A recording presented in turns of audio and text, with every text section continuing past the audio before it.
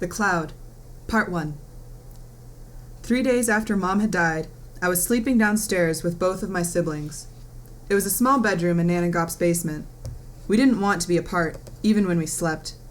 Nobody complained when the bathroom light was left on, even though it was too bright. I think we were all afraid of the dark those first few nights. After we all said goodnight, everyone began to fall asleep rather quickly.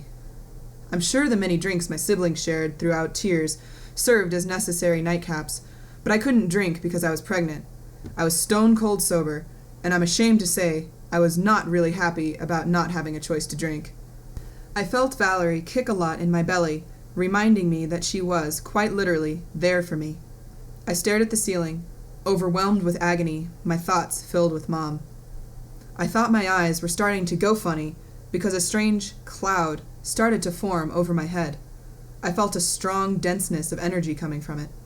I'm seeing things. I've got to get some sleep. I closed my eyes and opened them, but the cloud was still there. Now it was becoming clearer and fuller, and it had blue streaks in it. No amount of closing and reopening my eyes could make me deny this presence. I could not be seeing this, but I was. A supernatural thing was above me, and it scared me to death. I was breathing so heavily I was panting and shaking all over. I closed my eyes again and counted to 3 before I opened them a second time. It was still there. The deep blue streaks were brighter now. It had no particular form, and there was no sound, but it was clearly, physically there.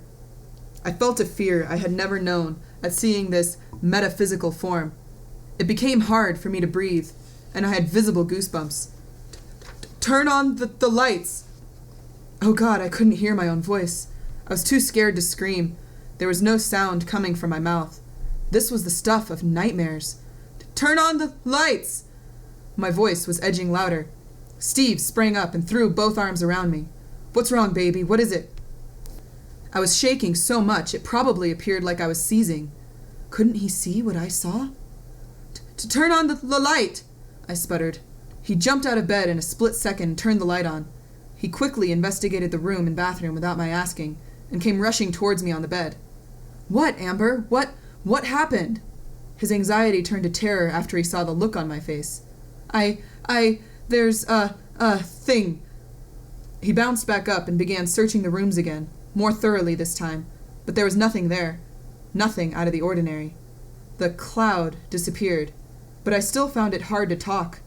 When I could speak, how would I even begin to explain what I saw? I don't even know what I just saw. Being the ever-fearful Chicken Little that I am, I felt fear of the unknown instead of safety or curiosity. I kept shaking my head. There is no way I just saw that. Steve rushed back to me again. I could tell he was scared now, too. By this time, my sister woke up, too, asking what was wrong. I tried to tell them the best I could. And then it just vanished. My brother was in such a deep sleep that he didn't even roll over. Nobody saw it but me. Perhaps it was only meant for me. I don't know what this vision meant or why it chose me, and although it scared me, I knew for a fact that there was more. I was given undeniable proof that there was some type of spiritual world, and it wasn't questionable now.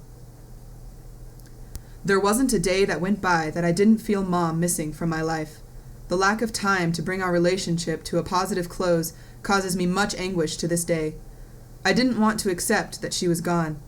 I left the wound I call Mom wide open, a festering sore that bled into the other areas of my life. Every white car I saw was her car. Every woman with her stature received a second look. As soon as I uttered the words, "We need to talk," to Steve, he would scurry away as fast as he could. Too many nights, we would merely say goodnight and turn away from each other. Even if I was wide awake, I stared at the wall rather than talking about my incredibly intense feelings. I wasn't dealing with this. I was merely white-knuckling through it. We were both broken-hearted. I felt delirious, like I was living in a nightmare. The depression weighed hard on Steve and me, as well as on my second pregnancy. I was about 23 weeks along with another baby girl, another innocent child within my tummy, feeling implausible stress along with her mother by no fault of her own. I grieved for my unborn child. I had to get out of the house, but I didn't know where to go or what to do. I repeated the endless tasks of the common day adroitly, distraught and confused. Sometimes I simply went to 7-Eleven and walked out clutching a Slurpee. I felt like I had accomplished something, anything that day. Sunlight was my drug of choice. I would lie in the sun, pulling my jeans and shirt up, appropriately, and basked while Kyra frolicked on the playground. Alone, quiet, and warm, the sun made me feel like my face was being touched by the hand of God. I felt a little safer somehow, so I tried to sit in the sun every day. I remember taking myself out to dinner and starting to talk to a couple at the next table. My mother just died, I told them imperturbably. I later learned that traumas are apparently treated by describing and redescribing them. I felt like a mental case. I still tried to take one small, if not infinitesimal, baby step at a time. Even with these attempts, it felt as though each day got harder and harder. I was surviving, perhaps even thriving, but I was far from superhuman and often slipped into some kind of dizzy spiritual vertigo. I've had too much of this life. How could I be doing this again? Nights were filled with repeated nightmares.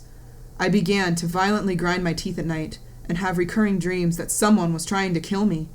I was always searching frantically for somewhere to hide. I think I had these dreams because I felt I deserved to die. Once, a rugged man with hot, sour breath shot me right between the eyes. I felt enormous pressure, and then everything went black.